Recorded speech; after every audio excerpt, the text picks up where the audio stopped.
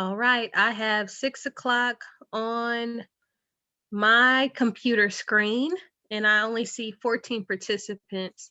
So I will give us just a couple of minutes before we begin, and want to thank everyone for being a part of this meeting. And we'll work through a couple more minutes, and we'll just go ahead and start. The sooner people come on, the sooner we can finish. That's all I have to say, because I would like some dinner. I wanted to know, I know that we have 14 participants, but how many are not staff? Oh, that's a good question. Well, now we have 15, so at least one less.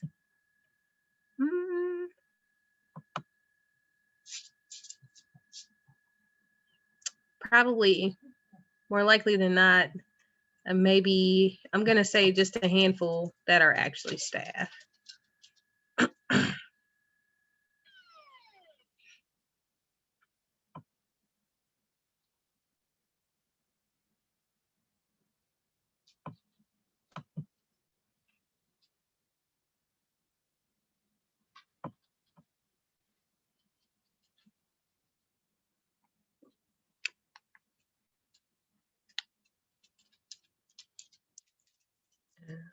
Okay.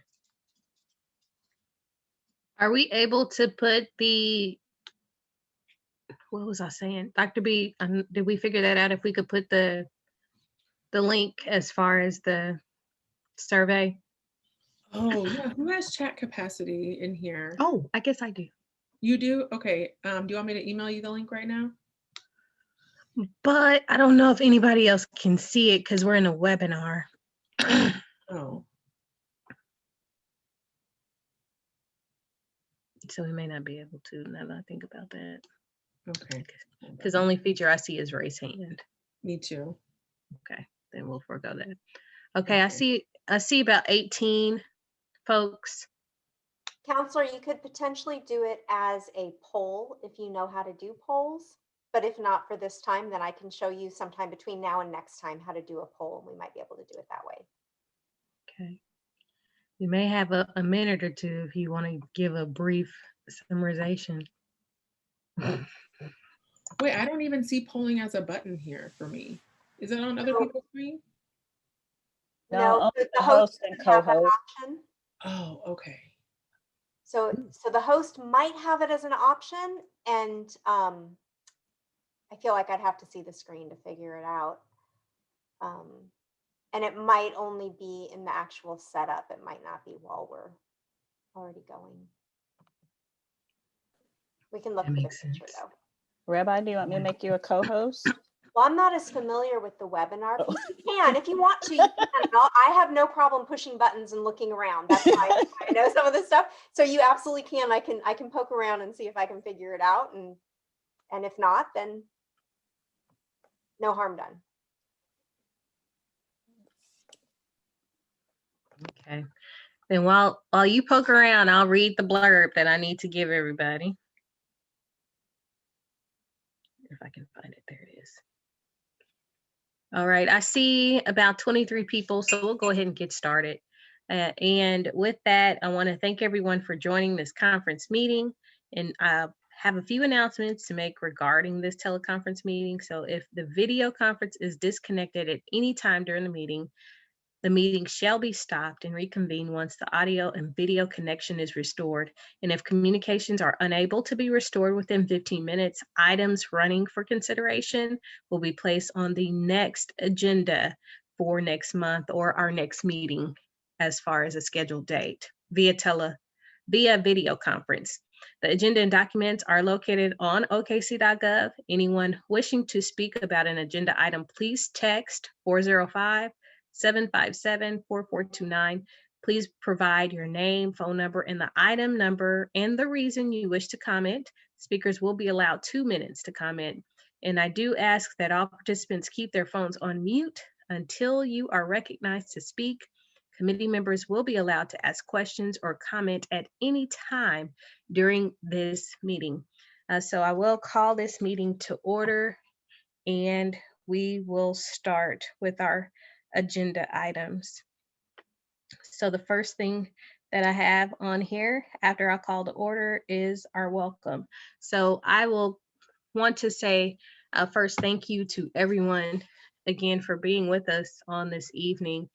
And I owe a couple of apologies to our co-chairs and Miss Jane. I know we had a previous meeting and they did get me some information and I didn't get it out in a timely fashion, so they did it. So I do want to say to them, thank you for your efforts. I appreciate that. I didn't want to continue in sending another email after the fact, so that's the only reason I just relate to you ladies, so thank you.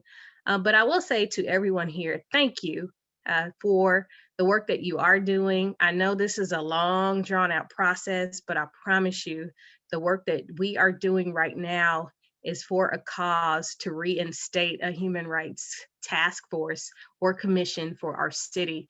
And this is not something to take lightly. And that's why your commitment to this means everything, especially from a council member who will be voting on this item. So I thank you all. And please, I want you to realize and understand that each one of you were individually named and picked personally to be a part of this. So we don't take your efforts lightly. So I do ask that you as well take this very seriously, because we want your expertise to be a part of this. And if it's not for you, we won't have all the input that we need. So with that, I hope that you were able to fill out the survey. You still have time, even if you didn't. We still ask that you do that, and we will make sure we send it out again if you need it.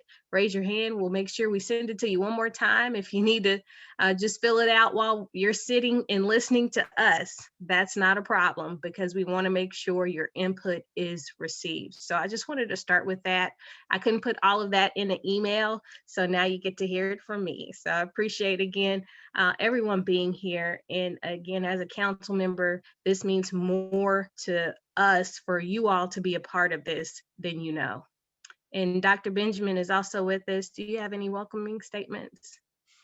No, thank you, Councilmember Nice. Just echoing that, we're so excited. I think tonight is probably the meeting that many of you have been waiting for. So I hope we're ready for a good discussion. And again, we do thank you for your time, your expertise, and your efforts. Moriana, do you have anything? Nope. All right. Then we'll go ahead and move to our next item, which is an overview of ordinance process. And we have Ms. Rita Douglas Talley to help us with that.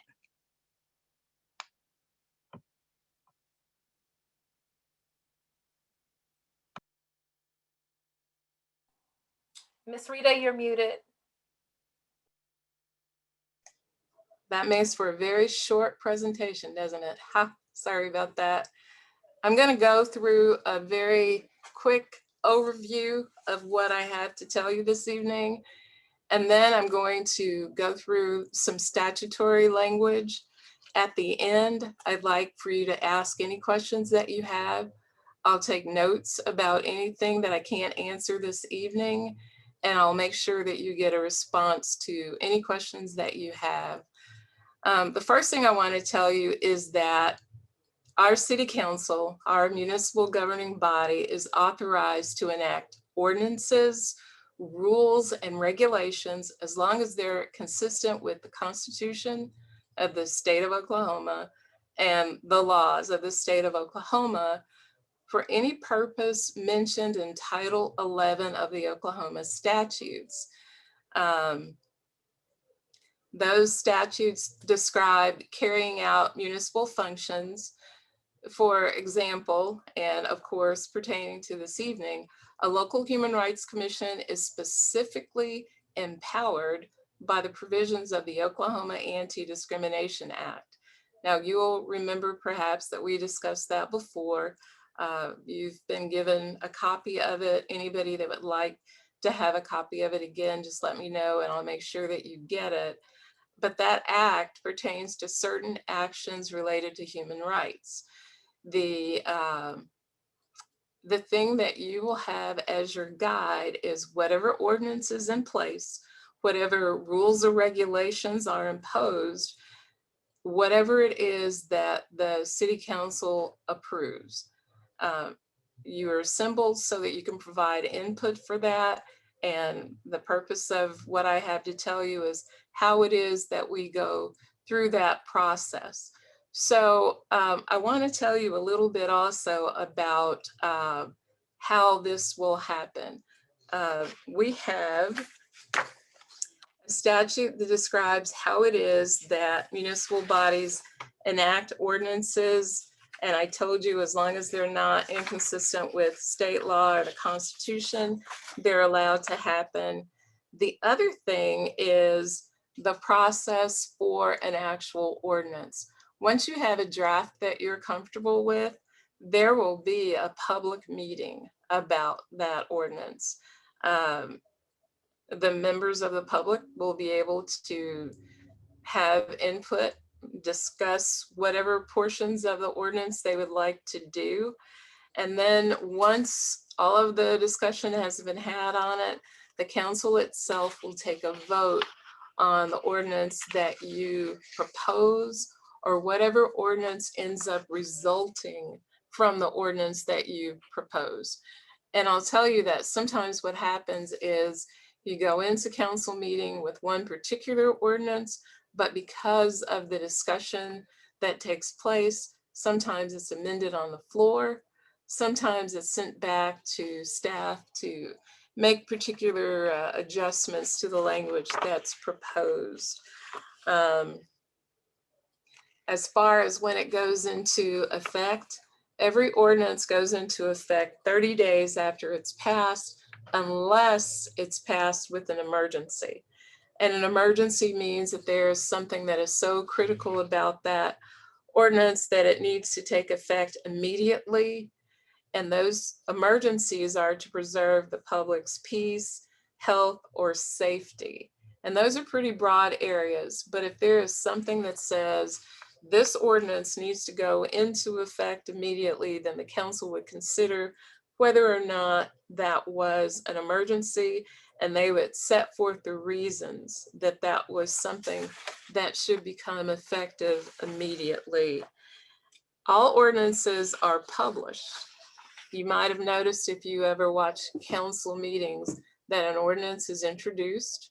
There's a lot of discussion about this is going to come back, but it does. There are opportunities for the public to speak before an ordinance ever goes to print.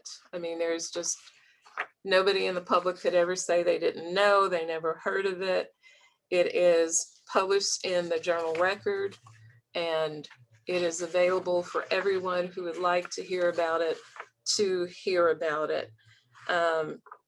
Some of the ordinances that are currently in Chapter 25 of the code have to do with criminal offenses. And those criminal offenses are prosecuted by our office, the Criminal Justice Division of our office. Some of them involve cash penalties, some of them involve jail time. But if that is something that you are interested in, then that is something that gets reviewed by the attorneys that are assigned to the Criminal Justice Division. Now, our municipal counselor, of course, reviews every ordinance that comes before the city council, but our office is not the only reviewing body. Let's say that there was something you proposed that included city employees or the expenditure of city funds. In that instance, the city manager would be reviewing to find out if those things were fiscally feasible. And if they were, then the city council would weigh in on what the city manager had to say about those. The city council, as the council members on the task force are well aware, they receive a packet of every item that goes to the council for review, and they have that to review, hopefully more than just for the weekend. If it's something of this nature, they get it far in advance, as long as staff had a copy that was available for them to review. But they're looking at whatever is being presented by this body to see if it is something that is first lawful, The city attorney's office weighs in on that lawful part and signs that it's been reviewed for form and legality. And then, as I mentioned before, the Criminal Justice Division is reviewing it to make sure that it's something that is enforceable, that is prosecutable, and they are looking at it from that perspective. Something that is important for you to consider as you decide on a human rights ordinance is, what is it exactly that you want to accomplish?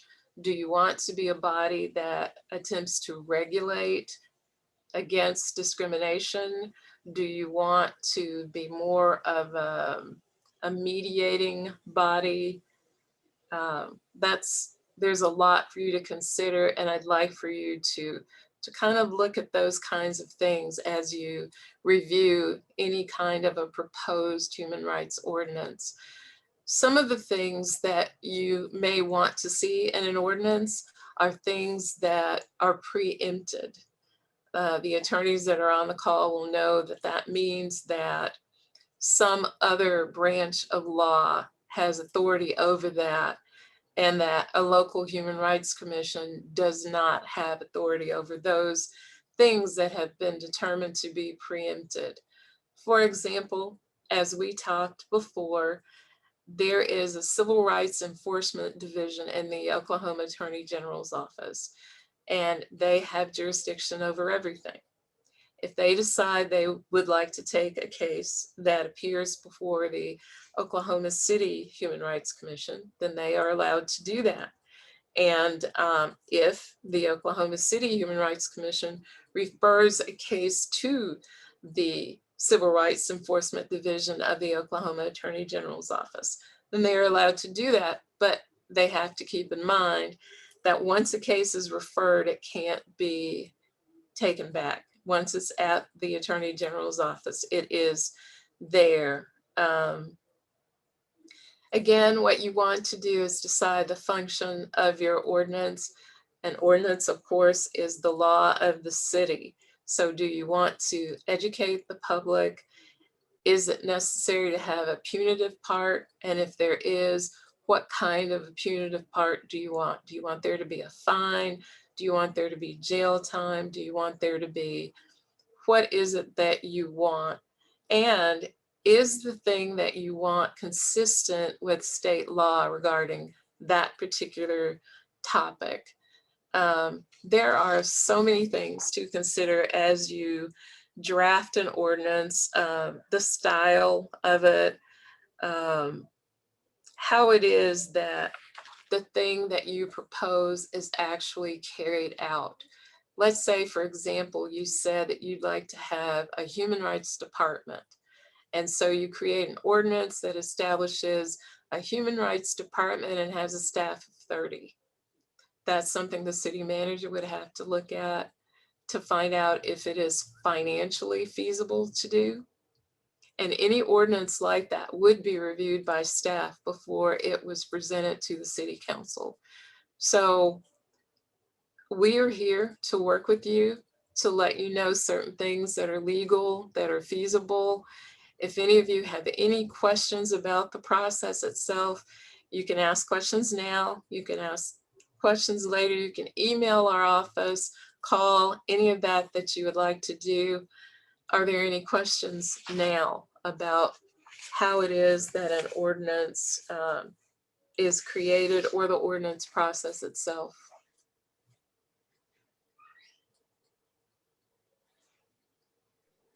I'll just ask one question.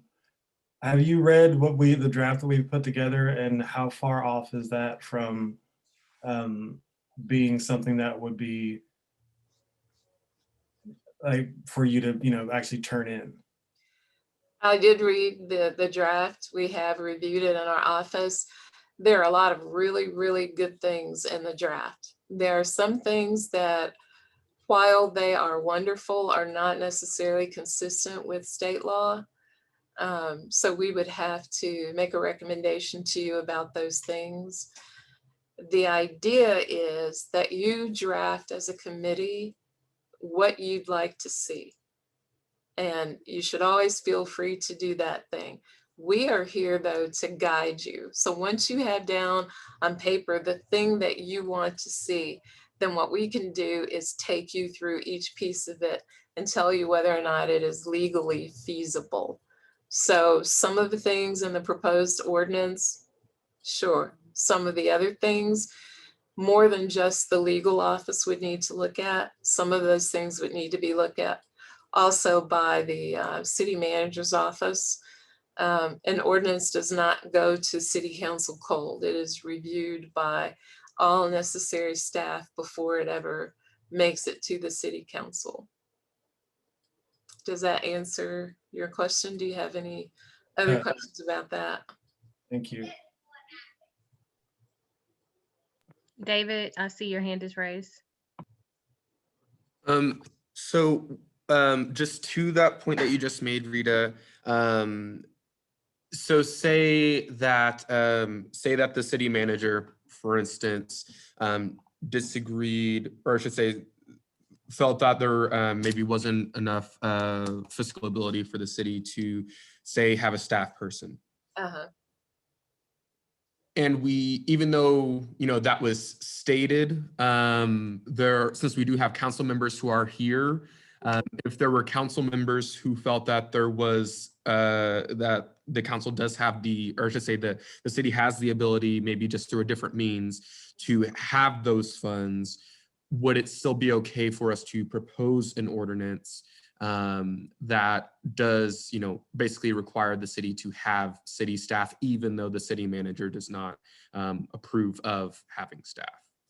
So the way that would work actually in front of city council is that the ordinance would be vetted, as I just described.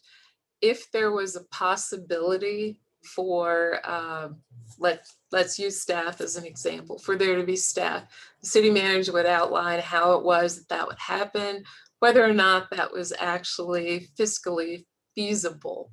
Now, once the ordinance got to council, the council might say, city manager, we absolutely agree with what you're saying. There's no money, we need to spend it on X. Or the council could say, we realize there's limited funds and we need to be able to use those funds in a way that best serves our community. And we think that maybe funds should be taken from here and moved over to human rights. But that's for the council to decide. This body would put together what it wants to have happen. With guidance from my co-counsel, Jared, and myself, we would make a recommendation regarding the legalities of that ordinance. Then once you knew about the legalities, if that was the position you wanted to take, we don't want to take anything out of this ordinance. We like it exactly the way it is, and we want the council to see it exactly the way that it is. It is not likely that that part would happen because we have an obligation to say what is lawful and what is not lawful, and to not present to council something that they cannot legally do. So there would be a council memo. All of anything that goes before the council has at minimum a council memo.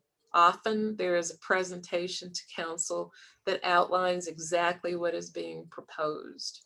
So if in this situation, we were talking about staff and funding, if the city manager did not think that funds were available, there would be information about why that might not be the case. If someone on the council decided, surely we can find some money here, then there would be a discussion about that.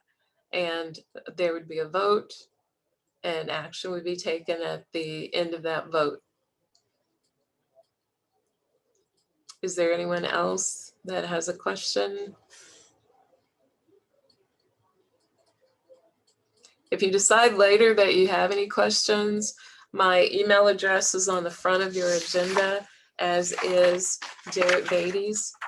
Please feel free to email either of us, copy both of us, please. If you'd like to call, feel free to do that. The phone number, I'll give you the main office number to be sure I get the message. It's 405-297-2451. Did anybody else think of any question they might have? I see David's hand is up one more time. And I Okay. know, David, I'm sure you saw the agenda. We're still going through it, your presentation and some of the other things. So I'm not sure if that part of your question will be with that portion or if it is something different. Well, it was just as far as, it's just two questions. The first is a simple one, Rita. If you have stuff that's flagged that, from that draft that is absolutely like, this isn't gonna work with current law, if you're able to send that over, that would be good, just so we know in advance. Because obviously, I think it's safe to say all of us agree we don't want to get sued. So as far as that goes, we definitely want it to be legal. And then the second thing is, and this might be just a city question, I'm not sure who this will go to, but one of the things I was wondering as far as the budget goes is, would benefits be included within our, say, the HRC budget, or would that come out of city budget? So it's all the same thing. The city is all one legal entity. And the city manager is charged with, I'm so sorry. The city manager is charged with managing the funds of the city. And so the city manager would have input about anything that had to do with anything financial. They look to him for that very thing. So if the ordinance proposed a budget, it would definitely have to be reviewed by the city manager for fiscal possibilities. And Rita, if I can chime in too, and this is Jane Abraham in the city manager's office. The way we budget positions, we consider the fully loaded cost. So if you're going to have a new position, you just put all the costs in there because that's what it's going to be. So that's how we budget positions at the city. And Jane, would you tell him some more about what fully loaded means in terms of Yes, sorry. benefits Yeah. and sick leave and vacation, all of that? Budget Fully office required. speak. Yeah, it's budget office speak for, yeah, so that's the salary, all of the benefits, social security, basically the full cost of that position for the city. Thank you, Jane. Thank you. Yeah, the state legislature doesn't necessarily work the same way as the city. I'm finding more as we do. So that's why I'm asking. So let's say that you had a position that you wanted to recommend and say that person was going to make $10 an hour and you think that's a great salary, perfectly affordable. As Jane just explained, it's not $10. It's $10 plus. And so the city manager's office would certainly take all of those things into account and make a recommendation on that part. Our office would attend to the legal part. And the manager, of course, would attend to the fiscal part. And Jane, as far as that goes, do you guys have a spreadsheet of positions laid out of how much the overall cost is per person based on their salary? I'm sure we have that somewhere. Yeah, Okay. because we've got schedules. Yeah, salary Yeah. schedule. That's what it was. Yeah. Yeah. Could you send that over whenever you get it? Yeah, Right. I'll have to Thank you. figure out where that is, but yeah, I can do that. Okay. Are there any other questions of any kind about how ordinances come to be? Miss Ayana, I saw your hand was raised. Did you lower it? You didn't have a question? You're muted. Yes, I did have one quick question. By chance, based upon what you've looked at already, are there any things that you are seeing that may have been poo-pooed or not in seem very favorable from the time when they had the Human Rights Commission before? Without You're not talking into your mic, so I cannot hear you. Okay, let me try it again. How about now? Not so good. You still can't hear me, huh? You were doing okay the first time, and then something What? happened. I don't know what happened because I'm sitting in the same spot, but I see that it's Now we not- can't even see you too good. Oh, gosh. Okay, this is just really going all the way away. let me try this. How about now? Can you hear me A little better? better. Okay. This is as high as it goes up. It's at 100. So in terms of the ordinance, I'm not trying to not answer your question. I'm just saying that certain things are under review, and I'm not at liberty to go into a great discussion about whether this is good or this is bad. It is being very carefully reviewed though. And when that review is done, then we'll be able to speak more openly about which things work and which things don't. But it is a very detailed ordinance, very well written, and it's clear that you all put a lot of effort into it. And I think you are definitely to be commended for having done that work as a committee. It should not be too much longer before our review is complete and we're able to give you something that is more definite than that you did a good job on it. So if you will allow us additional time, and unfortunately I can't say what that additional time would be because there are several of us that are reviewing it in addition to Jared and myself. So many things to review, many things to consider as compared to state law. And we will get something back to you just as quickly as we possibly can. Okie dokie. Are there any other questions? So I heard two keywords in this: fully loaded and poo-pooed. So it's either going to be one or the other. So I got to get a chuckle on a Thursday. Why not? Okay, time to move on. Thank you, Miss Rita. That was very detailed. And I hope you all understand this is even our process, because I know a lot of folks just think it's hung up in one system. And while it is, there's a reason for that. So well, as soon as we do this meeting tonight, there may or may not be a meeting next month, depending on how long this takes, but I believe we'll probably look at having one anyway, just to make sure we're all staying engaged in the process and just talking to one another about our groups and the things that are happening with our working groups. So we do have some working group reports, and this is going to be presented by our committee chairs and co-chairs. So we have a couple, although one is listed. We do want to hear from our working relationships, and that's Dr. Angel Wilson and Jessica Rose Johnson. Hello, Dr. Wilson isn't able to be on tonight, so I'll be presenting out for my group, and I know a couple of my other group members are on here, so definitely feel free to chime in. There's a few things from what we did. We discussed a little bit at our last meeting. We contacted different agencies, and we had a list of questions that we asked them, so I just kind of wanted to point out a few of the things that we found that I thought were kind of helpful, or some themes that we were finding.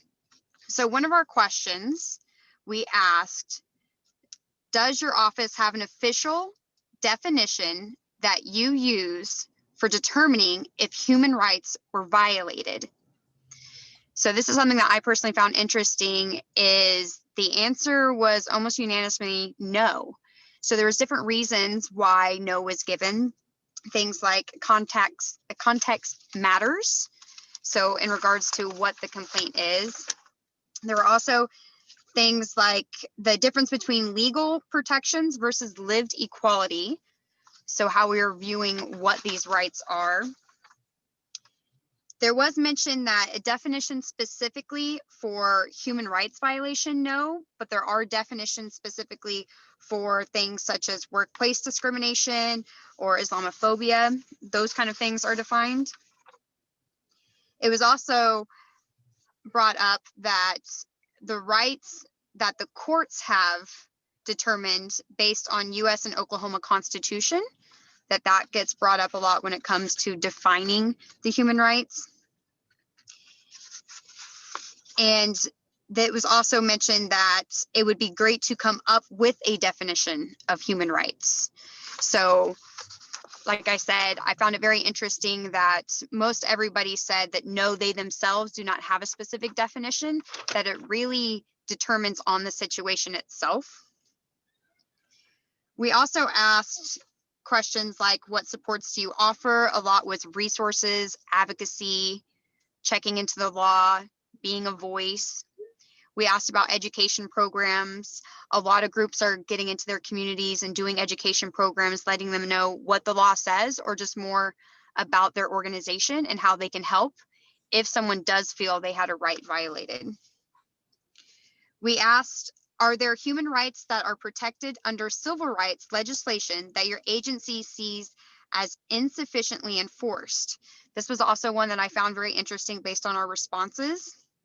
Hate crimes came up, and it seemed to be a consensus that insufficient enforcement of pre-existing laws. So that was mentioned in different ways from different groups that we called, was even the laws that are there aren't being enforced across the board or being enforced at all. There was also a couple people had brought up as well is our evolving areas. So one evolving area specifically that two groups brought up was the LGBTQ. So the evolving area, what the definition is, what the rights are, and how we are protecting those rights. So those were some of the key points that I found very interesting in our report and what we found from different groups. If anybody has any specific questions, or like I said, I believe there's at least 2 members from my group that are on here if they would like to speak up for anything that they found interesting as well, or again, open for questions. Thank you, Jessica Rose Johnson. We appreciate that. Are there, I'm going to ask again if there are any questions. I know she asked once. I'm just going to reemphasize that one more time. Yeah, I'm just curious as to whether or not there was you have like typed up your findings, because I would like to read through some of that, because it sounds like it was some interesting conversations that were had, and I feel like we could learn, especially us, doing the legislative side, we could learn a lot from that to, whenever this draft gets kicked back to us, that we could try to apply some of those things moving forward. Definitely. So we did have our group type up their interviews and we were compiling them into a finalized document. There was a couple agencies we were waiting to hear back from and trying to touch bases with. So we'll make sure that we get you the most updated of our action plan that does include all of those answers out to everyone. Thank you. David, I see your hand is raised. This might be an answer from Jane. I'm not sure, but I know one of the things that we found in reviewing was that I believe the current Article 4 in Chapter 25, it says that the city is actually supposed to track human rights violations. And we were, since they basically had no one to officially report to as far as the current municipal code stands, we weren't sure if that was still going on. Did you, based on them not enforcing current law, which is an issue I'm normally used to seeing with stuff like this, do you know if by chance things were even tracked on their end? And Jane, if you can speak to that at all too, as far as city currently tracking data, that'd be useful. I would definitely have to double check some of the language, but if I recall, someone specifically brought up because of the inconsistency in enforcing the law, it also came with inconsistency of reporting the law or reports being done when someone did report it. So just a lot of, I think that goes to people understanding, knowing the process within their own agencies and departments, or who to go to report these things.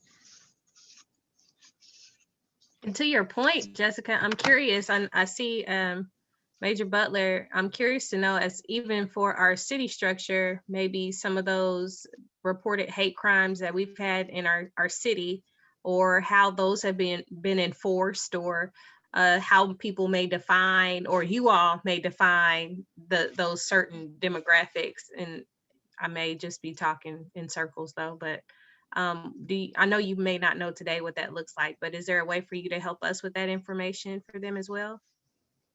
I can look into that and see what how we're tracking hate crimes. I know the federal government does also, but I can look in with check with our criminal intelligence guys and see how they're tracking that. Thank you so much. I see we have a hand raised. Adam Sultani. Yes, can you hear me? Yes. I would turn my video on, but I'm driving, so you wouldn't be able to see me anyways. I just wanted to add real quick one thing about hate crime tracking based on my experience as the director of the Council on American Islamic Relations Oklahoma chapter, is that sometimes things should be considered to be hate crimes, but legally speaking, they are not defined as such. So I'll give you an example. There was a man several years ago, I never forgot about this, that came to me after he was physically and verbally assaulted by a passenger. He was a limo driver for a company in Oklahoma City on the way back from a Thunder game where he was driving his customer.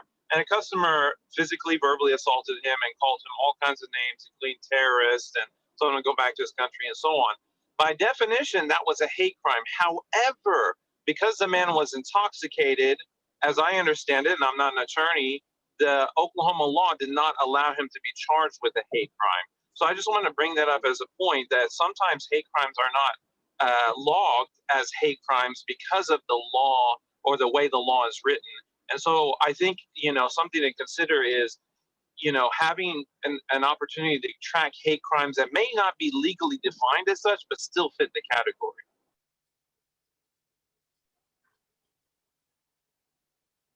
Thank you for that. And I think that is a very interesting aspect of it because of, I think, just the presentation that we just heard, how people still don't define, are not sure how to define, and define in different ways of how it would even get logged. So I appreciate that.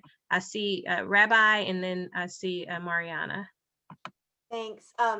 One more quick thing as someone who is on this particular committee. Also, when people go to one agency to get support, advocacy, or find out about resources, that doesn't mean that whatever they've experienced is being reported to law enforcement. And so we might have something that CISU experiences, which is going to be different than something that Freedom Oklahoma tracks, which is going to be something different than the Council on American Islamic Relations is tracking. So all those things are going on at the same time as well within our community. Thank you for mentioning that. And to your point, I think that's a lot of the reason why I was saying I'd like to see in our different groups, as you were saying, for different organizations, how we define it. And then even in our city structure, from an officer or law enforcement standpoint, how we're defining it, to see maybe where our gaps are, to work together to maybe even if we have to put it in this language to present it in a different manner. So thank you for that. Mariana? I think along the lines, because I know that one of the entities that you all were going to reach out to or have reached out to is the Attorney General's office. And I know Ms. Rita has cited them as kind of the governing entity when it comes to civil rights enforcement. One observation that I've had, they publish racial profiling public reports each year.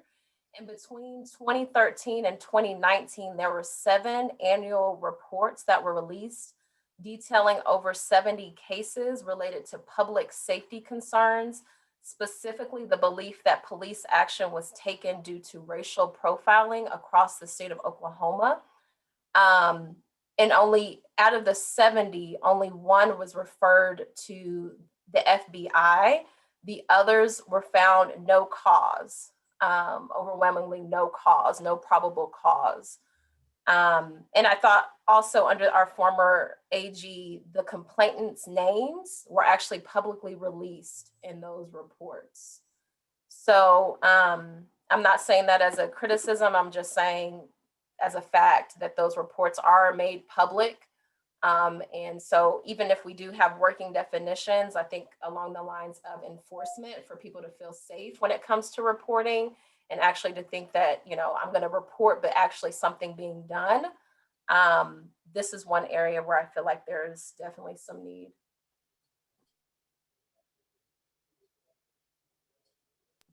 Thank you for that. Are there any other questions? Yeah, I have a just, quick question, and I'm not even sure, it's probably not even the appropriate time to ask the question. It may be in the wrong category even, but there's an issue that's been bothering me quite a bit, and I'm not sure where it falls. I was able to have some conversations with some people in other cities, and that's the issue around human trafficking. And I'm not sure which category it falls in, but it's such a major problem here in the state of Oklahoma, and whether that may have even been mentioned, Mariana, in the Attorney General's report, not necessarily under racial profiling, but whether they mentioned it in another component under racial profiling, or exactly how that went. Am I on track with asking that question as it relates to this, or would it be someplace else that subject matter may come up? If I'm not mistaken, that was actually a part of, yes, this section, the working relationships, and that it was a part of the conversation with the FBI, if I remember correctly, and their department that specifically works with that. I could be confusing two different conversations, but I'm pretty sure it was under the FBI information. Bruce, Yeah, I know that the FBI was, there was a human trafficking task force that was created at some point, but for some reason that subject matter is getting kind of swept under the rug. Last month was Human Trafficking Month, and I didn't see a thing on television, an article in the paper, nobody talking about that subject matter, even the task force itself coming out to speak on how significant that issue was. So maybe Rabbi, we can chat offline. Maybe you have some insight into that, because it's really important to me. And it was brought up by the Oklahoma City Police Department when we talked to them. They did specifically bring up human trafficking and how that too, they felt was a human rights violation as well. Oh, so you already talked to the police department. I'm sorry. I didn't realize that. I overstepped your bounds. I'm not in, and see, I'm not in your group. So that's why I wouldn't know. You're fine. Are there any other questions? Bruce, did you have something? yes. I was just curious, after hearing the story about the Islamic gentleman, does anybody have any further insight into that legislation, like the actual law where it allows that if you're drunk, you are not culpable for hate crimes? Like, I mean, I'm not a law person, but that seems like outrageous. So, I mean, I'm curious as to what other caveats there are to, our hate crimes legislation that, would give somebody an out like that, and if anybody knows.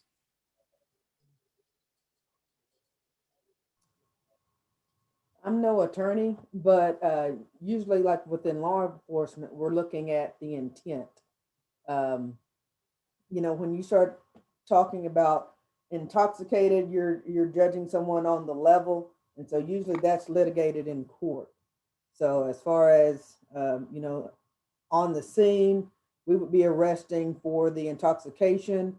Any comments made or threats made at the time, of course, goes in the police report. So you make your police report and you state that racial slurs and physical violence occurred, and then from that the DA would make the determination as to what to charge them with, correct? Now, if there's physical violence, we're going to arrest you for whether it's assault, simple assault, aggravated assault with a deadly or dangerous weapon. But if it's verbal, you have your you can sign a citation for the assault, whether or not it's going to be assault or assault and battery. And to the extent that the district attorney decides, what's under his purview, then he'll do that, or she will do that. So at what level, I'm still not understanding, at what level would the hate crime section be applied? Would it be the officer in the field saying this was a hate crime of assault and battery, or would it be then at the, as you have arrested them, processed them, and they're being tried for assault and battery as a hate crime, or, you know. Okay, in the field, the officer is going to list all the information, all the evidence that they have. We'll put all that in the report. And if it meets the statute, that will be determined by the prosecuting attorney. If it meets that statute, if it rises to that level, they'll decide that rather than the officer out in the field. So the situation that Adams mentioned a minute ago, he had indicated that the person, it was not considered a crime because he had consumed alcohol. I didn't understand why that wasn't considered an actual crime per se. I'm not familiar with his exact incident, but if someone is intoxicated, that's a crime in and of itself. And if they're in public, that's a crime in and of itself. Whatever racial or ethnic slurs that they're making, all of that information would be put into the police report, and the district attorney or the prosecuting attorney would decide whether or not it rose to the level of a hate crime, depending upon, you know, the threats made. So the situation that happened recently, I think yesterday, with the country western singer that, you know, came out with the N-word in the state of Tennessee, I guess that's where he lives. No one mentioned anything about it being a crime. It just seemed like it was an inappropriate, you know, statement that he made. Here in Oklahoma, would that have been considered a hate crime? So I'm trying to get, you know, kind of piggyback on Bruce's comment. We're trying to get some understanding of how that falls exactly. Without having that statute right here in front of me, I would just off the top of my head say no, that it's a slur. It's a derogatory term, name that you've called someone, rather than it, because I don't believe, I just saw a little blurb of it on the news. I don't believe it was made as a threat. So it can't go under threatening speech. So if intent is what we're basing this off of, and you're using a racial slur, I mean, I believe the intent is almost always to intimidate. If you're using to intimidate, to belittle, to do something that is going to make somebody feel in a way abused.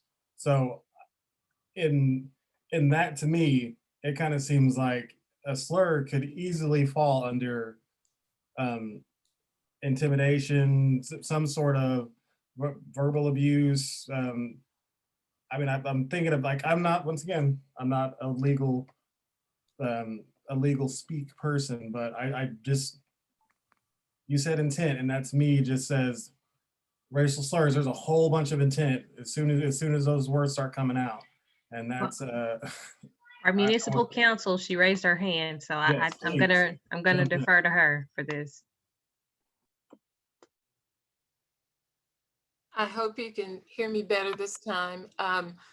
Article 4 of the current ordinance speaks to that very thing, intimidation. And this one has to do with whether property is destroyed or assault and battery. And the thing that is the central theme of both of them is intent. And intent is probably the hardest thing to prove, because if you say, I am now going to beat you because you are whatever,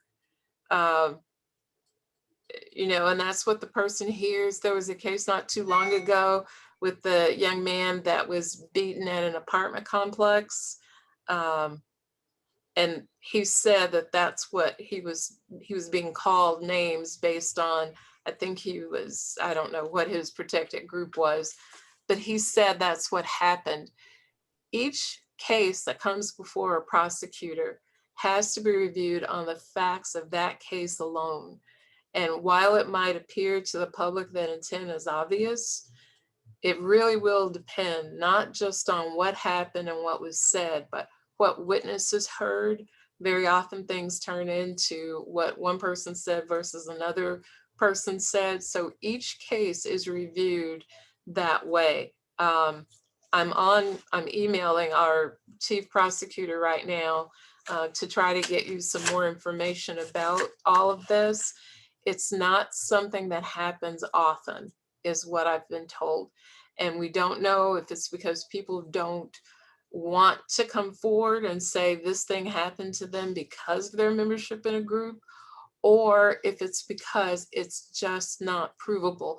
That's such a high bar, and it is so much easier to get the conviction for the crime itself rather than to attempt the enhanced portion of it, because one way the person goes free and they're not even convicted of the assault or battery. And in the other instance, they're convicted and they have that on their record.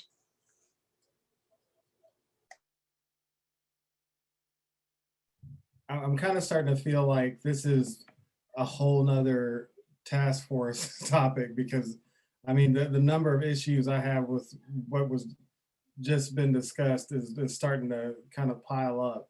And I mean, I feel like the intent, once racial slurs are being used, it should be obvious. To me, I am definitely going to feel a certain way once the racial slurs come out. And I feel like 95% of the public knows that. And so I feel like that should, our laws should be skewed towards the burden of proof being them having to prove that it was not a hate crime, as to it having to be proved that it is a hate crime. Like, I mean, it's just, and once again, I feel like that might be a hot topic for a whole nother task force. But I mean, Councilwoman Nice, please tell me if this is something we should continue on this. Okay, because I mean, I am. The only reason I'm going to say yes is because we have a more lengthy conversation to come, depending on if we read the materials that were sent to us or not. But I think this is why we're doing this.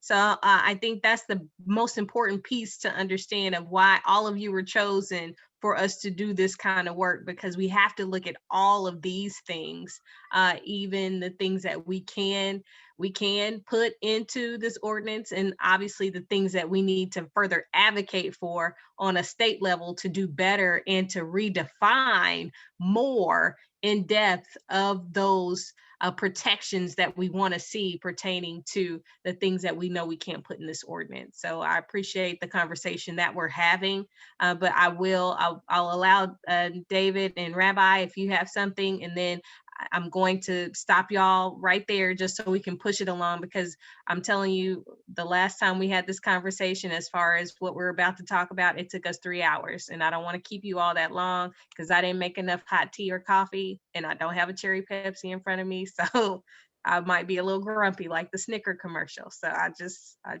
want you to remember that. David and Rabbi. Well, and I've gone about 1.5 years without setting off my school's alarm, so I'm hoping I keep to that. We'll see.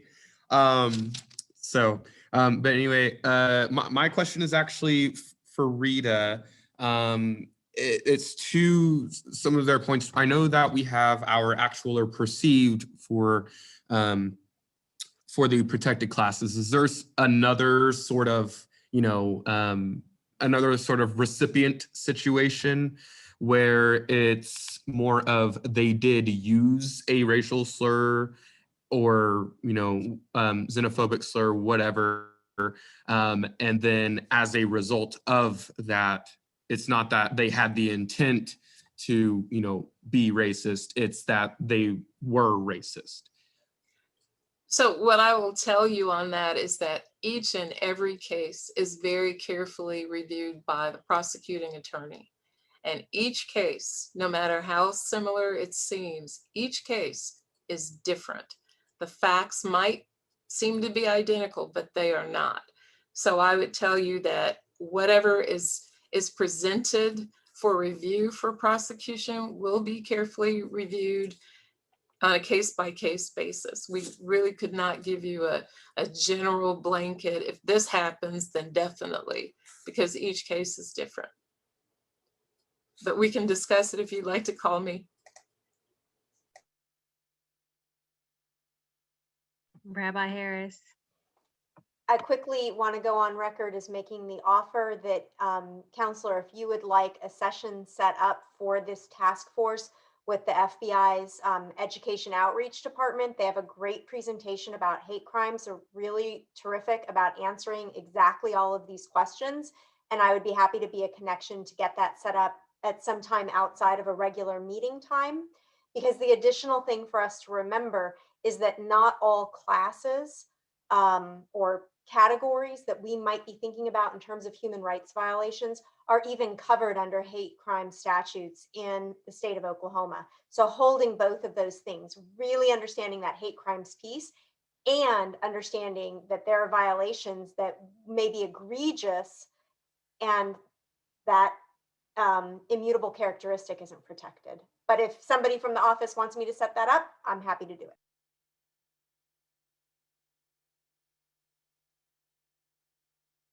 I was muted and I had the perfect response. I think that will be great. And I will defer to our co-chairs to see if there's nothing specific on our agenda for next month, depending on where we are. Maybe that can be a part of our conversation for us to dive into and talk about. Thank you. Okay, we're going to go ahead and move to our next item. And again, keep in mind, we are already at 7 o'clock and we still need to discuss the survey results and the Human Rights Commission language drafting ordinance. So I will actually defer this piece to Dr. Benjamin and David Hall. David, you can start or I can start. It doesn't matter. Yeah, so I'll go ahead and go. So for our survey, that information was used to get some of the bare bones of our ordinance. And I say bare bones because, obviously there's a lot that goes into this. And I think, as you guys can tell, just with that one very small piece of a hate crime and actual, prosecution and all that, how detailed that you really do have to think through these things. Luckily, with our policy and legislation team, they're really great. And so we already had lots of things to sort of think about, because we've already had to think through all of these types of questions in our head on billions of other ridiculous things. So that helped a ton. What also helped is from being able to be in conversations with you all, being able to hear the questions that you asked, the comments that you've made. That's been able to hear some of the concerns that you guys have lifted up, some of the things you obviously want to have, and then obviously the comments that you've made both in the survey and then in discussion has helped a ton with that. So yes, and then I know that some people heard, hey, we have this proposed ordinance. So just to make sure that we're clear on everything, this is not like we've made the ordinance and then this is what we're going with. It's just we have something just to get us started on that conversation. So we just want to be clear and transparent about the fact that this is not what is said and done. This is just based on the conversations we've had, based on the survey. And then obviously, our committee sending it, to you all, and some of their obviously, beliefs and opinions in there, and knowledge that gives us something to work off of to modify into what we feel would be best for all of the city of Oklahoma City, according to the entire Human Rights Commission, or I should say Human Rights Commission task force. So that said, let's see. Oh, sweet. Okay. Oh, no, never mind. I thought I was going to have the share screen ability. Is that possible? Hold on, we may be able to do that for you. Yeah, I can do that. Hang on. All right, thank you. Dr. Benjamin, is this the portion where we discuss the results? I didn't know what David was going to do first. David, did you pull down the survey data? I think he's frozen. Oh, no, he is frozen. He did. I clicked something too fast. I might have messed him up. Hold on. Uh-oh. At least that's a good picture. Just about. David, are you back? Shoot. It really captures his likeness, so I like that. Looks like he's gonna disconnect and come back on. Dr. Okay. Benjamin, do you have those results? I do. Okay. Would you be able to share? Yeah, let me, oh, sure, Shrita, can I get a share screen ability?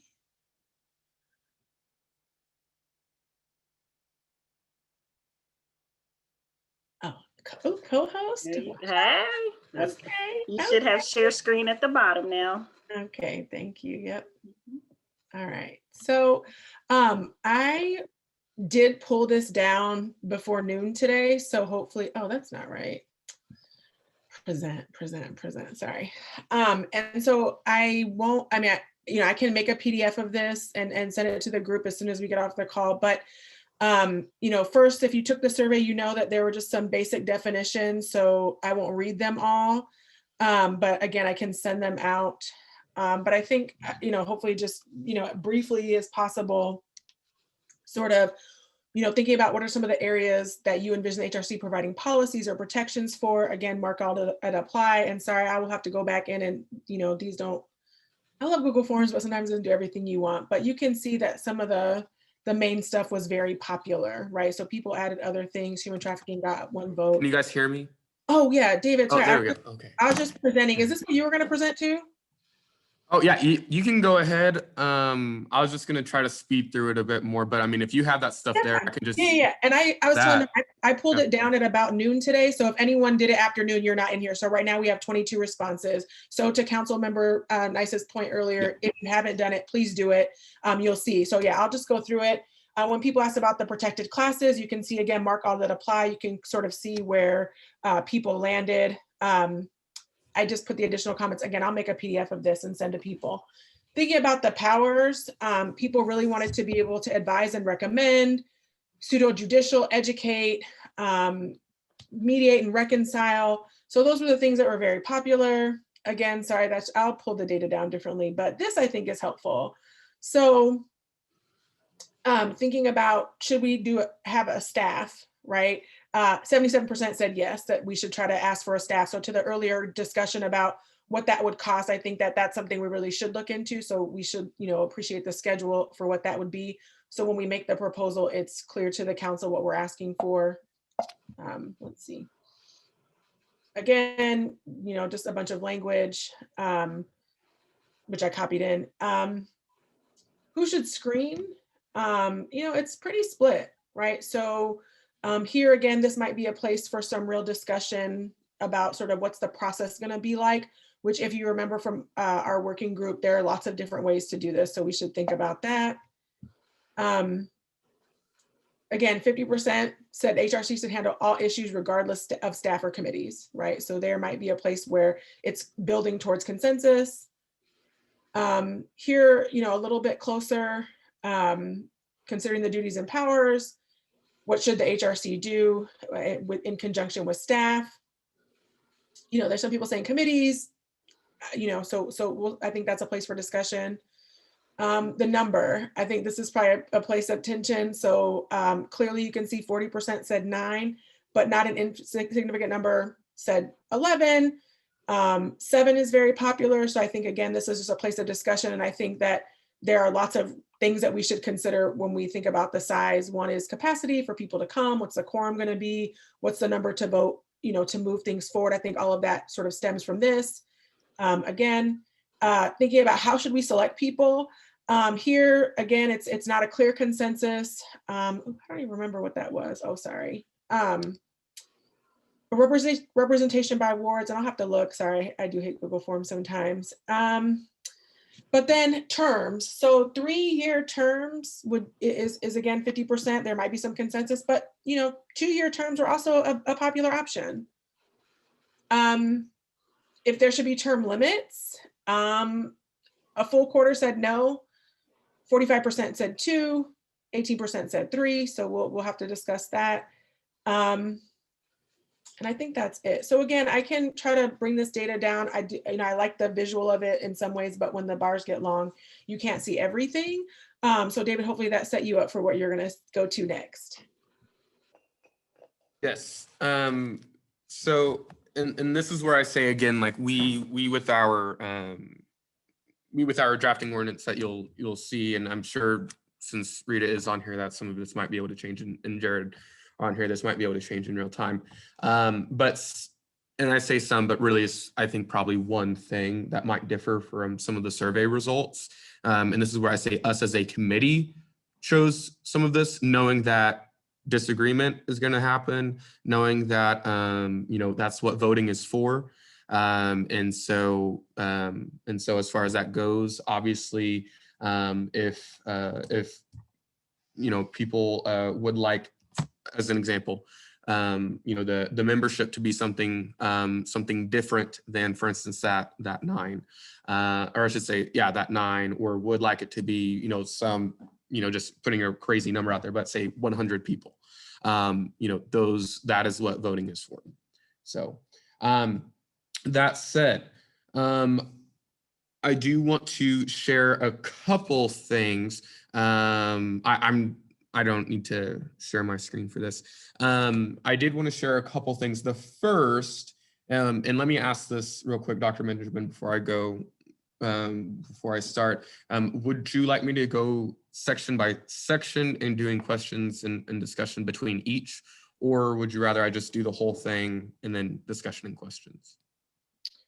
I'll defer to the group. I don't know. Maybe it's more efficient to kind of go through it all. And then if people could just write down like, oh, this section, I want to talk about this. Rita has a comment, so maybe she has a better suggestion than mine. Were you just about ready to go through the draft ordinance? Is that Oh, what? no. Oh. I was just letting them know that if they were to end up receiving it, that the survey results, Okay. more specifically with the membership. Oh, yeah. I thought you were about to present it. Okay. No, you're good. No, yeah, we want to respect you on that. Yeah. Thank you. All right. Maybe just a quick show of hands who wants to do section, question. If people want to say yes to that just by using the raise hand function.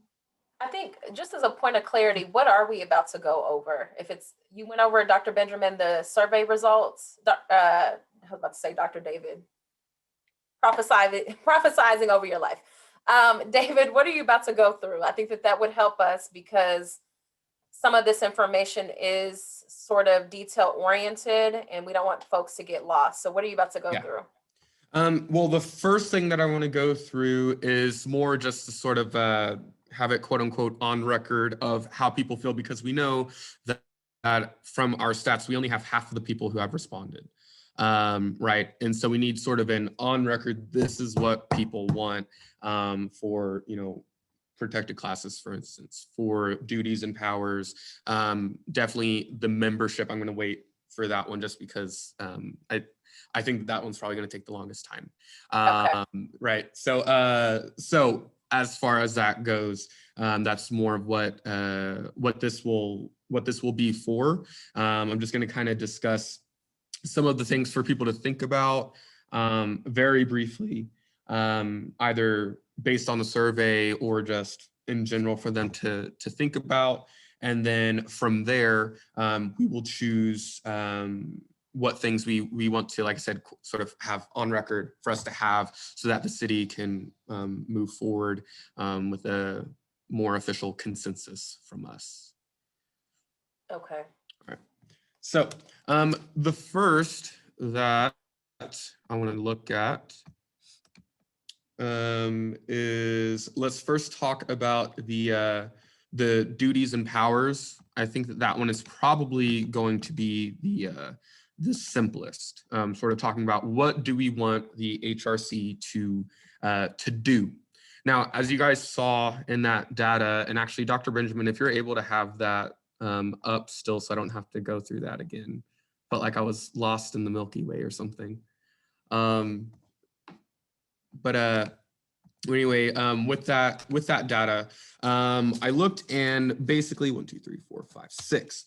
There were 6 things that definitely the vast majority, like we're talking maybe 1 or 2 people, did not agree on. So I want to ask if for the 6 that definitely basically everyone agreed on, it seemed like we were in agreement on advise and recommend, investigate, educate, mediate and reconcile, collect and or report data, and then basically get money if and when we can. There we go. Yeah, so you guys see that. Now, where we started to differ, and it was in sort of different combinations. I was looking at actual responses. It was sort of in different combinations, were pseudo judicial, and it seemed like there might be some, I wouldn't say misunderstanding as much as a lack of understanding on that.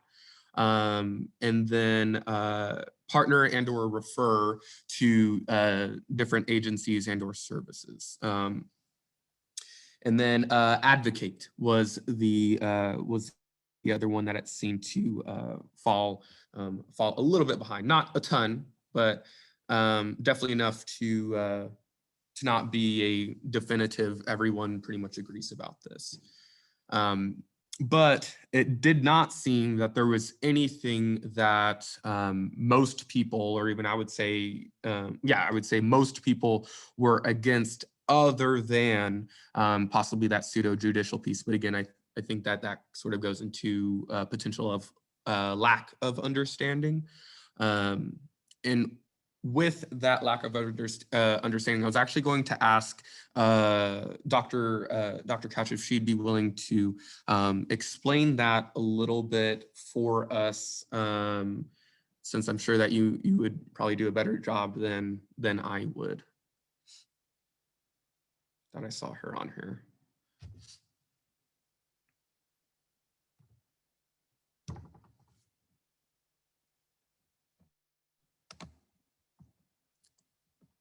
She might be away.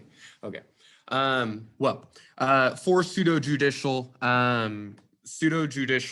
generally speaking, again, this is not by any means exact, but pseudo judicial generally means you can sort of do the stuff that normally comes with court. Some of that is a little bit simpler to figure out, such as mediate and reconcile, which we had more explicitly listed. But some of that is more of, while we're not necessarily quote unquote convicting people, some of that could be, as other HRCs have, doing things like subpoenas. So we can actually require people to attend a hearing. We can require people to provide statements if they were involved, things like that. So it's not necessarily that we can hold them to contempt of court or anything like that, and that's sort of where that pseudo comes into place. But generally speaking, that is where some of those pieces come into play. So as far as that goes, you guys see all of what we have there, and then obviously you have access to the forms. So just be thinking about, and again, we just need something just a little bit more official. And so just be thinking about, are you in support of, again, generally speaking, all of those things? And if there's something that you're not, we need you to voice that, and if so, then we might need to just vote on it, and to either expedite the time or just because it might be contentious. The next thing that I want to look at is a little bit later on in that form, Dr. Benjamin. It is dealing with, here we go. It is dealing with, here we go. It is dealing with whether or not we should screen. Now, this is something we actually did not officially discuss as a committee. So whenever we have cases, we need something, or to say, it is generally a good rule of thumb to have some sort of screening. Dr. Benjamin, I think it's one or two over. But yeah, so it's generally good to have some form of screening, just because that does help with sort of the load that people have. And something to think about is, say we have a Human Rights Commission that meets, once every 2 months or once every month, however frequent it is. Say that there are 10 cases that we have for the following meeting. Well, if we're talking about making sure that there is a due process in the hearing, making sure that all facts are truly found about how everything's going, and then making sure that we can truly, make the resolution meaningful, whatever that might be, having one meeting every 2 months on 10 cases for 2 hours total, basically giving about 10 minutes a case. That I think that that's kind of hard to make sure that we have a good resolution in place, and to make sure that they've had a good and thorough way of making that go. Now, on the flip side, that doesn't mean that the HRC could not do that. It just means that in order to have a resolution, it's going to take a very long time. And as a result, unless the HRC is big enough to split off and, sort of divide and conquer, that would potentially create a backlog on cases because it just starts piling up. Because again, you're trying to make sure that you do justice, and some of these hearings could, again, hearings for the purposes of this could take hours for one hearing. So one case could take up a whole month if that HRC were to do it. And again, that's not to dissuade anyone. I just want to make sure that we're informed in some of our decision making as we go to think through these things. And so that is why we have those questions there. Now, you see HRC staff and city staff, and I'm explaining these things. I know many of us have, but unfortunately, it's safe to say half of us on this call have not filled this out. And so that's kind of why I have to do this. And so 7 of us said that about 7 of us said that we basically wanted staff of some sort. And I think there's just misunderstanding there of what's city staff or HRC staff. But generally speaking, I think we all think that they're the same thing. I believe it was 8 of us, 7 of us also said that there should be an HRC special committee. And then 8 of us said that there should be an HRC. Now, something just to think about, and this is something that we put in the proposed ordinance, just so we want you to just think about this. We do have the ability to basically say, hey, we want this staff person or we want this committee to screen when the big HRC is cool with it. So the big HRC just basically says, hey, we give complete authority for everyone that this is cool. You guys can screen everything. You guys can handle all the hearings, whether that is the committee or the staff. And again, they choose. The other option is that they run it by us first. And then again, we just say, hey, you're good, take it or not. And then the third option is, again, the HRC just takes everything. So there are different options. We made sure that in the current ordinance, basically the HRC just decides all that. So it's not, again, there's nothing in there set in stone whatsoever. And do keep in mind that we are going to provide a best practices as our group to the best of our ability for, at least from the research that we've done, and just for whoever does step into the role of being an official HRC member to have. So just as we decide things, I do just want you to keep in mind that it's always better to leave options open for what is both effective and efficient from the standpoint of what we can do to actually provide a resolution to a person who has experienced discrimination. And specifically, we're talking here employment discrimination, which means they're not getting money. So the faster that we can help them, the better. Let's see.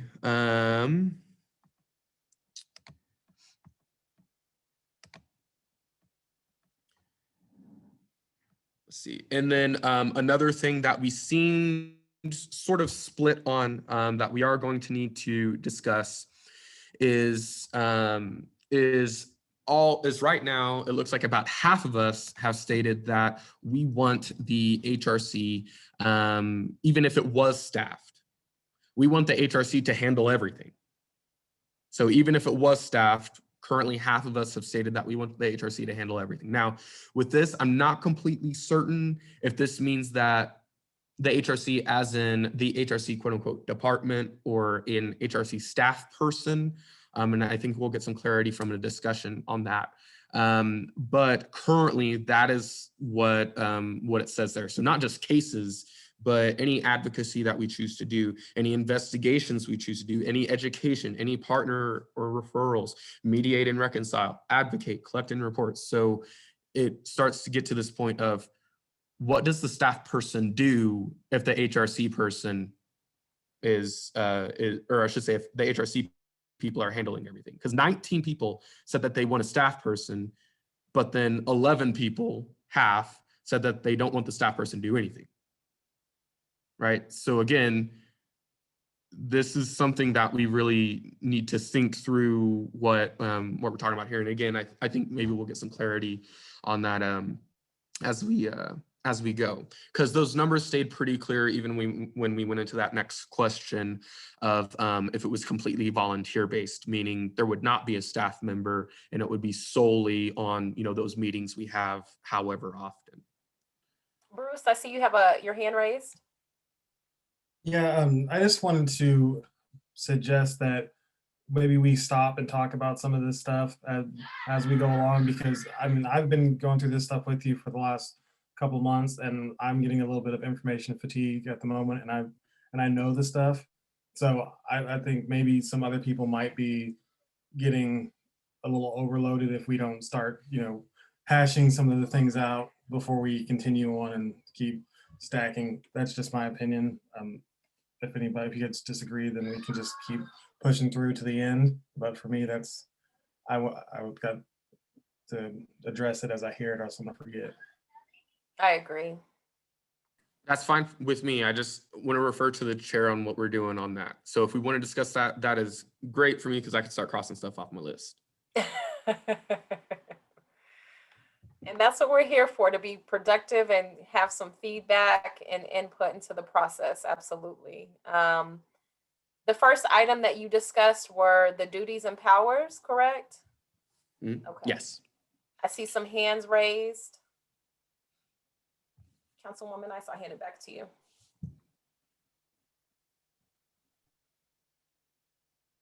I see Rabbi Harris. Sure. So in terms of that question, I'm actually the person who was unclear in the survey about what is pseudo judicial. And one of the reasons that I wanted it clarified is because it seems to me, and this also goes into some of the other questions that we just went over, if it should be judicial, let's help people to have the resources to get to a legal system where it can be fully judicial, is sort of the way that I feel about it. And make sure that we're empowering people to have full resolution within the legal system, rather than being in this in-between place. The Human Rights Commission said this, but there's not really the power of the legislation behind it. So that also, to me, sort of bleeds into the question of who does the screening, because I would really like a staff person who can look at a case and be able to say, whoa, whoa, whoa, this is way bigger than what maybe the Human Rights Commission should or can be doing, or this doesn't actually violate our policies, before it gets filtered into a volunteer committee that can work on it as a committee outside of a full commission meeting. As the example you gave was every 2 months.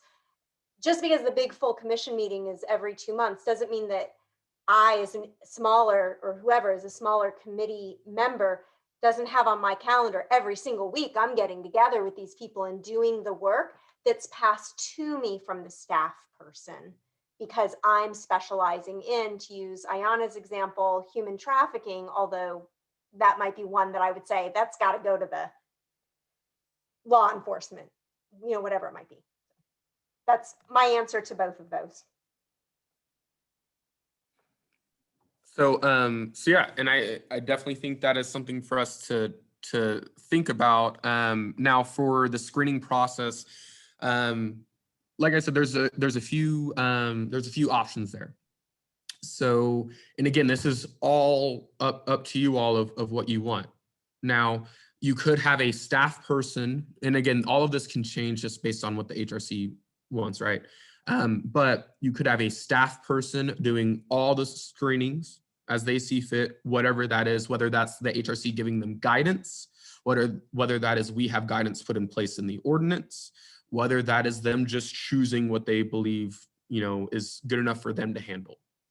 Because our hope, as we saw in the information from the HRC and as was shown to us from Dr. Couch, the hope is that we can handle a lot of these issues through mediation and reconcile.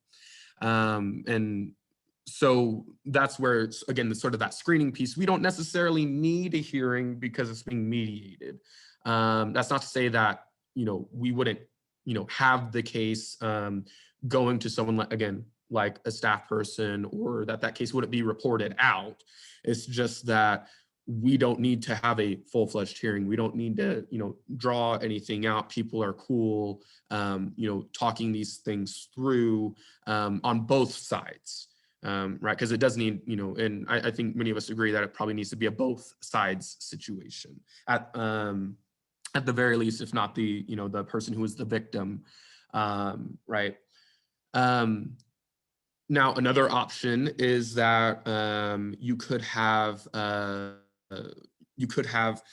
anything that doesn't meet a certain, you know, definition, if you will, which does get very arbitrary, I will say, so that this is kind of difficult.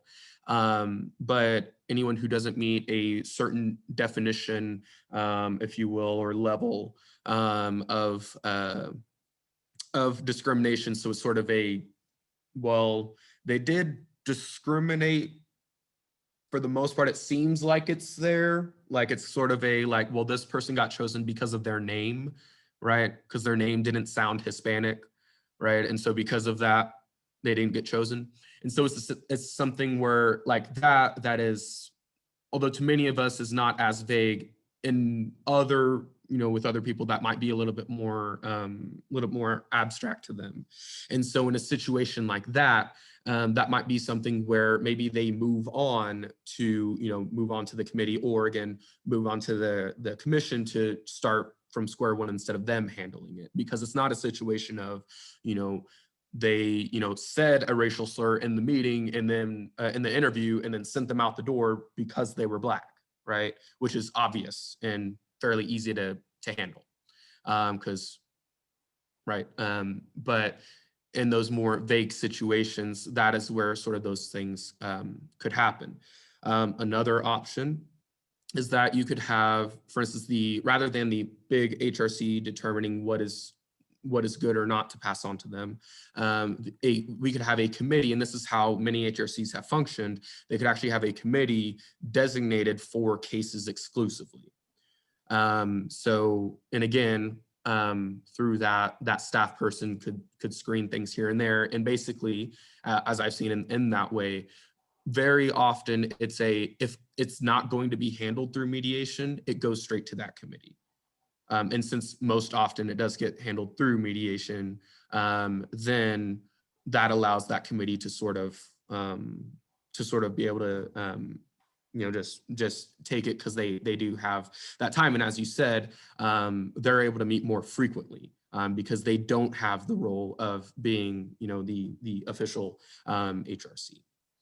So those are just a few different options for what that could look like. But I do just want to be clear that just because they're being screened does not mean that the HRC would have no power to look at them or, you know, say, hey, you know, that they wouldn't receive a report out of, hey, this is the resolution we came to, and then, you know, the HRC disagreeing with it, and then be like, hey, no, we're gonna handle this, right? So it will by no means take away that power, unless obviously, you know, you put it in the ordinance, although obviously I would advise against doing so. But by screening that case, it does allow you all to, on those more contentious discrimination cases, to actually be able to work on them and have have a body of people to look through that and make sure to give it the due diligence it deserves. Okay, I see Bruce's hand, and then maybe, I don't know if you'll feel comfortable, can we maybe do a temperature check? Like after hearing about the staff option as like a clearinghouse, maybe you want to go on the record as saying like, oh yeah, we can empower a staff to do that, or you want to stick to the answer that you gave in the survey, which is like, no, full review. So Bruce, and then let's see if we can just do a quick temperature check on that piece. Yeah, I just wanted to, my problem with the idea of just a single staff member or even a couple staff members being our sole screening process is that the same reason why we want to have a diverse committee is that we want to be able to have multiple people from multiple perspectives look at these issues. And if we are having just one person do that screening, I feel like it's going to be really easy for the perspective to get narrowed. I am much more in favor of a special committee for screening that is there. We have a committee of diverse individuals who, you know, they don't all have to screen every case, but you know, we know that we're getting different sets of eyes on, you know, cases as they come through. So we're definitely getting the opportunity for multiple perspectives on cases, as you know, as to what the HRC should deal with. You know, not just one person saying yes, yes, no, no, yeah. Like I did that. The idea of that just, it doesn't feel right to me. So I just want to make sure I understand it in practice, just for the purpose of what could be proposed. So you're saying that we would have a committee do the screening, and they would either send it to a staff member, keep it, or move it on to the big HRC. The staff member, I hadn't really considered that portion of it. To me, it's the screening committee screens it, sends it to the big HRC, and then for me, what happens if it doesn't get sent to the big HRC is it should go somewhere that doesn't belong to this group. Like the HRC deals with the stuff that it deals with, and the stuff that it doesn't deal with should be sent to an advocacy group or sent to it should be somewhere else. It should not be on our plate anymore, because it seems like there's going to be plenty for the HRC to do with the committees, the cases that we take, whatever powers we do have. The last thing we need to do is also go advocate for the cases that we were not able to take, which according to current legislation is actually going to be a pretty large amount that we won't be able to deal with because of they don't fall under Article 4. So that's a whole nother issue that I'd like to get into at some point. Dr. B, I'm not sure where you want to go with this because we still have a couple more hands that have been raised. Yeah, I'll defer to you, but yeah, if we want to call on those who have hands, I think that'll be useful. Okay, Miss Ayana, Pastor Crudup, and JD Baker, in that order, please. Yes, as it relates to the staff issue, I mean, to imagine, to even consider one person being enough to address this, to be a part of the commission's support team, I don't think is, reasonable. I mean, in some cities, there's a whole team of 5 or 6 people that are working for the commission. So I mean, to say, yes, we need a staff, but to think 1 or 2 people would be adequate, I have an issue with. Also, it also depends on the background of the people. One thing that I love about Rita Douglas Talley is she's so knowledgeable from a legal perspective on being able to provide some insight into even this particular process. So to have several different kinds of people based upon the, I noticed some of the issues were contracts. Another group was, there were different areas that were the top 4 or 5. And so to request one person to oversee that, I don't think it's reasonable. So I think even if we talked about staff, we would be asking for a team of people to be able to address that. The second thing is with Rabbi, when you were talking about the human trafficking piece, you know, one of the things as it relates to that also deals with the labor issue. So it's not like a specific sexual trafficking as we, you know, as we see it, but it's a much bigger subject. So it may not necessarily go over to the law enforcement group, you know, to deal with. It would be a whole variety of other things. And, you know, I've been doing a lot of reading on that particular subject, and there have been lawsuits against major companies for almost, I guess in some regard, it wouldn't be even called human trafficking. It's like slave labor in some regard. So it's a whole another piece that I wouldn't want to just put human trafficking in the law enforcement group. There was something else that was on my brain. I can't think of it at the moment. I'll come back. Thank you. My thought is that I think we've got to limit as much as possible one person making a decision for the entire committee on what is feasible for the committee to look at. So I think that if we have a staff person, I do think that we need a staff person to handle, let's just say, records, or, you know, helping us be in touch with other aspects of the government. But I think that there needs to be, if not an ordinance, some type of policy or procedure for the HR committee to vet those instances that we need to look at versus send them somewhere else. But I think that needs to happen, if not with a smaller group, with the committee itself, and not just rely on one person, because that's where biases come in, and you just have one person and no one to push back on that, then there are going to be some cases that will definitely fall through because of someone's biases.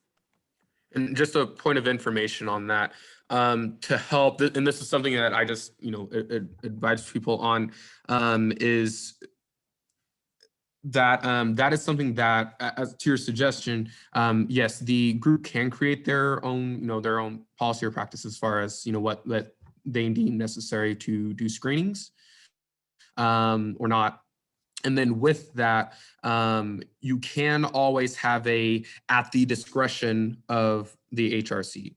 And their discretion is, well, we're going to make a policy for it, or their discretion is now, you know, we're going to take it all ourselves. Again, so just to let you guys know, there is a very broad spectrum of what that can be. So just something to think about as far as that discretion does go. JD. Thank you, Councilwoman. I was going to say just a little, I guess, point of clarification, just a perspective. So I'm going to give you all the example of the Planning Commission. So Planning Commission obviously has staff under the Planning Department. And when a lot of those cases come up, and they also have, Planning Department also helps with other committees as well, commissions, like Historic Preservation, Board of Adjustment, some others. But typically what they do, they look at these cases around all the different elements of it with the people, you know, what they want to change the zoning or whatever. They look at the case and then they bring it to the commission or to the board. And then the staff may make a recommendation. They may have a recommendation of approval. They may have a recommendation of no recommendation, but they can make a recommendation to that board, trust, or commission. Then from there, that commission, so typically Planning Commission, they'll debate over it. And sometimes they'll bring in the petitioner that wants to change the zoning, and sometimes they'll have protesters speak as well. But they'll discuss it, they'll debate right there on the horseshoe, and then from there they'll make a final vote of recommendation. Then from that recommendation, that they'll have a motion for some type of recommendation. Then from there, then it goes up to the city council for final approval. If they vote for, you know, if they vote against it, then it never goes to city council. But if they vote for a recommendation of approval or no recommendation, then it goes up to the city council. So that's kind of the way staff typically works for boards and trusts and commission. They'll work through the information, and then they'll present the information potentially with a recommendation to the commission. And then the commission then Ted sends it up to the council. I would ask Ms. Rita, I know you were a part of the Human Rights Commission previously before it was disbanded. What was that process? I'm sure it was very similar, but if you can just explain it in more detail, that would be a little bit more for folks to understand that process. There was a staff person, her name was Joyce Plunkett, and she reviewed the complaints that came in and processed them for benefit of the commission itself. And what JD was talking about is the similar process. The committee that is doing the review never does lose their ability to see the entire complaint. They still see it, they still know all of it, and they still get to make a decision about it. And that's what happened before. Thank you. So, I was okay, gonna Dr. B. Sorry. Go ahead. Go ahead.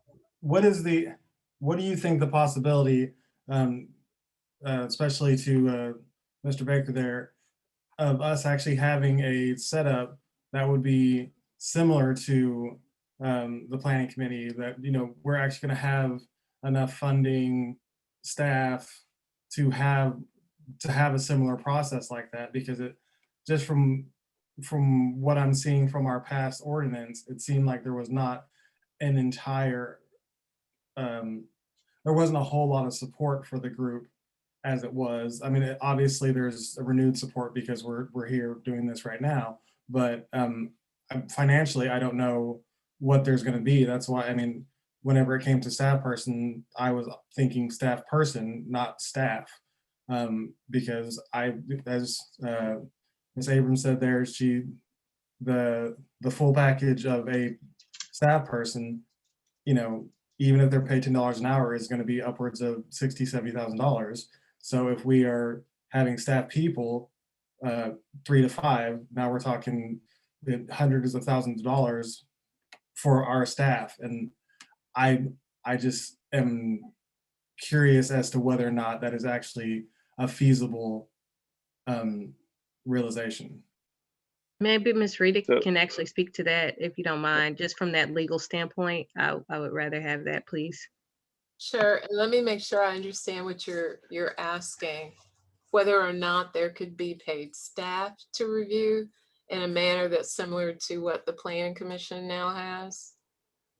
On the scale of which, not just having staff, but having a full staff.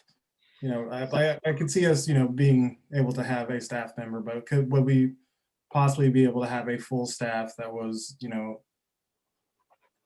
capable of doing all of the legwork, basically? So what would be ideal would be for this task force to make recommendations. And then, as we were discussing previously, the city manager would review what was proposed from a financial perspective, including what Jane mentioned earlier, everything that goes into it, and not just the hourly rate, but all of the rest of it. And then the council ultimately would make a decision about whether it was financially feasible, whether it was something they wanted to do. But this body would not have to be as concerned about that part. This body would really want to put forth whatever it is you want. And then once you had that together, then city staff would look at it. And on the financial part, of course, the city manager. So don't be afraid to put what you want. Don't feel limited at this point.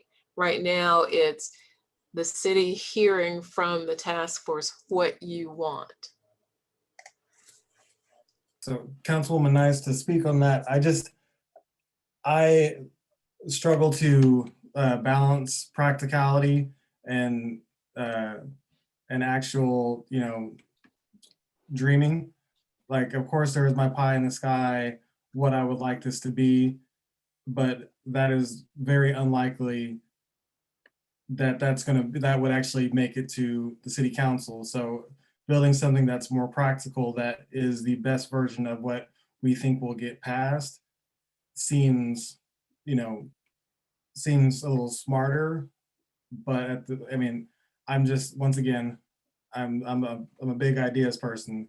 I've got a lot of questions, but I don't necessarily have any answers. So Well, let me say this, and before we have Miss Ayana and David to respond. When we were in our committee meeting last month, it was at least 3 council members in there, and we all had those ideas, and everyone expressed those ideas. So in my opinion, I say don't hold back, because this is our chance to do those things. And this is a whole different time frame than it was when it was established in 1964. Although there are some things that are similar, there are a lot of things as far as our country that has progressed in a different way towards human rights for us to be able to say we want something different. So with that, I say personally, and I hope the other council members that are with us also say that we say I wouldn't say or hold back what we can't do. The only thing we have to make sure of is that it's legal to do. We have to make sure that it is feasible for us to do those things, and then we have to go from there. So to the committee that is on with us, this is why it's important for us to have had more than 22 comments. This is why, and now we're all kind of relying on our convictions as to where we want this to be, instead of us having a broad response for us to really dive deeper into how this could obviously look different. So I think, again, don't hold back. And we're almost at 8 o'clock, and I hate to do that. I'm going to give us a hard stop.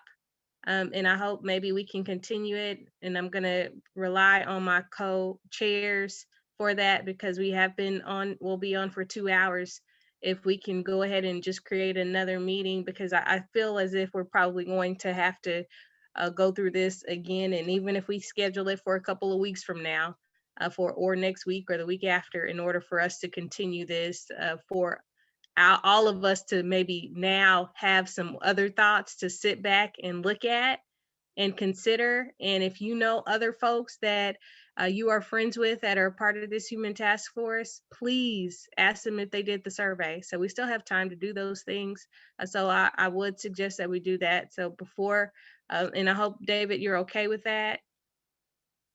Yeah, no, that's fine with me. It's just, keep in mind, to Councilwoman Nice's point, like, we have to sort of draw out these discussions more and more, which lengthens the time it takes for us to be able to provide a ordinance. The more that we do not have a hard, this is how many, members we're going to have, this is what duties we're going to have, because, it's really hard to, justify to, the mayor, for instance, that we can say that 22 people officially, speak on behalf of 40 people, right? That's only just over half. So I would hope to say that all of us that are on here have responded. But, even to, lovingly call in some of my committee members, there are people who voted on their certain ways for certain things that did not fill out the form. So, even from my committee, we, even if you have discussed these things, that's irrelevant. We really need you to put it on paper. Thank you. Ms. Ayana, and then Rabbi. I'm just gonna second your vision, Councilwoman. Bruce, the whole idea is creating a recommendation that's going to be the most effective. And if that means we know we need 5 people as staff people, I'm not going to be concerned about whether, they don't have the money, they can't find the money. I'm a big thinker, and I'm a big believer in all I can do is tell you what I want, and all you can tell me is yes or no. That's the way I've lived my life these 70 years. So my young one, think big, and I did have a question for Ms. Rita though. When you had the one staff person many years ago, how effective was that? It was very effective. She did an excellent job. We didn't have an overwhelming number of complaints. Most of them went to committee rather than before the whole commission, but everyone was given the same information. There wasn't a keeping it from the commission kind of a situation. So here you might propose whatever, again, whatever it is that you want, but feel comfortable knowing that staff will make the information available. It won't be just stuck over someplace and you won't know about it. Thank you. I think it's like the councilwoman said, 1960s is a different than 2021. So the list of items to be addressed has quadrupled. So I just want us to think big and not to be limiting ourselves in terms of our thought process, in terms of our vision, and in terms of our action plan. Thank you, Councilwoman. One thing that would help me, and I'm willing to speak with David or somebody else from the committee, next week and see if I can be helpful in making it happen. But one thing that would help me is, let's say there's 5 models that have emerged that the committee's working on and thinking about. If I could see those visually, that would help me a lot instead of the words. But okay, there could be a staff person, there could be this, and there could be that. If we had 3, 4, 5 different models or whatever it is, and I'm willing to help do it if somebody from that committee is willing to take the time to talk it through, or maybe there's other visual people already on that committee who could do it. But that would help me a lot for the conversation. It looks like David gave you a thumbs up, so I think he's all in for that. But the other thing is, David said we only have 22 people that sent their forms in, so we've got to encourage people to send the forms in so that David and Dr. Benjamin can go back and crunch the numbers, evaluate the material, so that when we go to the mayor, we can say that, yes, there were 40 people that believe this, this, and this, rather than, we can't take a thing of 22 people to anybody. Simple as that. I totally agree with that. That's going to be the difficulty, even for us as the council members, to say we fully support it if we have everyone that most of us chose by, well, not most, everyone was chosen by name and skill to put their thoughts in this, and they're all not there. So that is a very difficult part of this, in order for us to say we fully brand support and want other council members to support it as well. So just, I would say, keep that in mind. So again, if you put your finger up and point it at yourself and know you did your survey, point it at somebody else and make sure they did their survey too. So we can make sure we're holding each other accountable, because at the end of the day, that's what the Human Rights Task Force is doing, holding others accountable as we take care of each other. So we have to take care of each other in this process in order for us to make sure it works for the people that we needed to serve. Laura Lang? Could we help that effort by, is there a way to let us know who hasn't taken it, and we each get assigned to one and call them and help motivate them to take it? Is that? Just for a point of information, unfortunately, no. The downside to it being an anonymous survey, Right. More specifically Google Forms, is that I can't, there's no way for me to look through unless I basically just hack it or something, which I don't know how to do. So unfortunately, no. And that is sort of the thing of, if we want to truly voice our. But David, this is the thing, David. What we can do is, for those of us that filled out the survey, we can email Jane and say, I filled out the survey. And then then that way, who did fill out the survey. And if your name's not that email, then we know who to go bug. But at the same time, we do have some folks that weren't on this call that probably filled it out. So, and they may or may not refer back to this particular conversation to say that they filled it out. So what Jane can do is send out an email saying, if you filled out the survey, email me. She'll send that email to everybody that's on the commission, on the task force. If you fill out the survey, email me and let me know. Well, Does anybody else feel some McCarthyism brewing here? Is that just me? Yeah, What'd you say? she can do that, but I also want to keep in mind this email has been sent out at least 4 times for people to fill it out. Or 2 So months, I would also point be out. mindful of that as well. So if people are actually reading the email, then they're going to respond. If they aren't reading the email, we're going to get what we get. So I think it's. I don't want Go ahead. y'all to just stop reading my emails. It's like, oh no, not again. Another one. Darn. Yes, I know. She could put Okay, I urgent. She could put urgent or emergency in the subject line. That's a possibility too.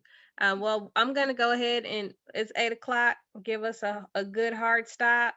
But I would encourage you all, if you know someone, if you have a friend that's part of our task force, please encourage them to fill out the survey. And if you are on the call and you did not fill out the survey, as soon as we get off of this call, just take a couple minutes and fill it out. It's going to be very helpful for us to get what we need to engage the people we need at the table to be able to evaluate our Human Rights Commission. So it's all dependent upon what we decide. We are the governing body to decide if this happens or does not happen. So I hope you all realize that task that we're taking and why you were chosen to do this work. I'll defer to the co-chairs if they have any closing statements. No, thank you all. And I'll send an email to staff and co-chairs about thinking about our next meeting. So I'll do that. And maybe we can attack it that way.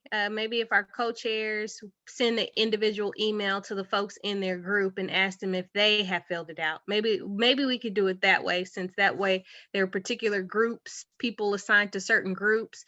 So I think most of us have become familiar with our groups, and maybe that's a way to hold us accountable in those subgroups. Let's look at doing that. Mariana? I think she hopped off. I think she had a hard stop. Okay, I understand. Are there any other, very briefly, you got 1 minute, members to be heard? No members. Do we have any public comment? Oh, we have Chelsea Branna. I just wanted to ask for Dr. Benjamin to connect with me after this call. Yep, I will shoot you an email as soon as we hang up. Thank you. Are there any other members to be heard or public comment? Okay.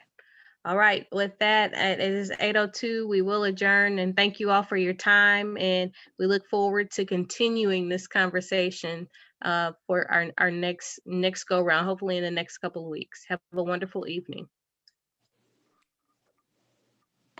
Bye.